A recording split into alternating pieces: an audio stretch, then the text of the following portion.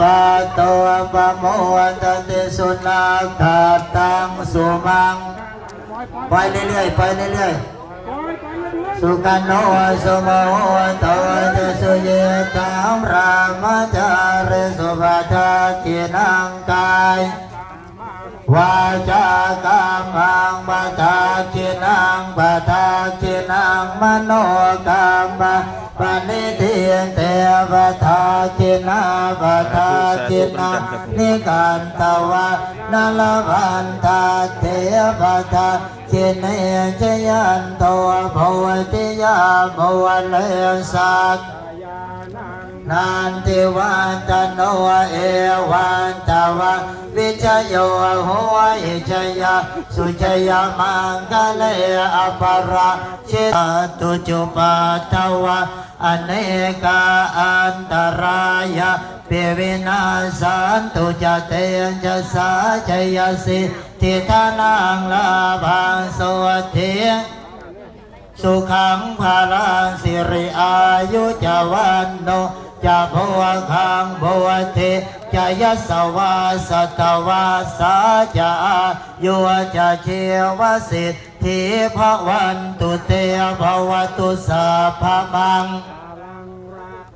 ตุสัพพเทวตาสัพพพุทธานุภาเวนัสทธาสุทธิ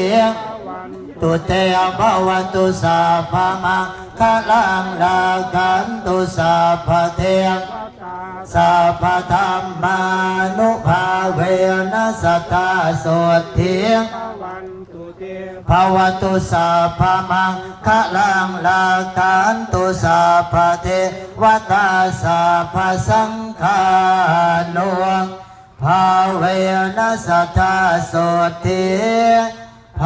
วันตุเตสาธุสาธุ เจริ สา ญพ ธุ รท่านอาจารย์สมจิตแล้วก็คุณโยมแม่หอมหวนนำแผ่นทองไม่หลวงปู่นะเรียกขาได้ดึงเอาเลยแผ่นทองไม่หลวงปู่โยนลงก่อน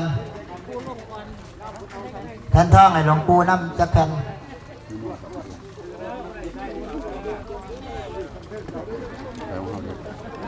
ใช่ว่าไหมอันนี้ผู้สร้า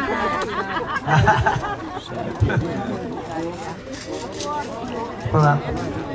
ดึงขาดเลยได้สายสิญจน์ดึงขาดเลยคุณโยมดึงเอาเลยดึงข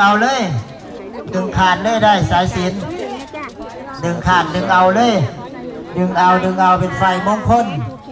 อันนี้มนต์หลวงปู่ครับหลวงปู่พระเดชพระคุณท่านหลวงปู่พระเดียงอาวัสโล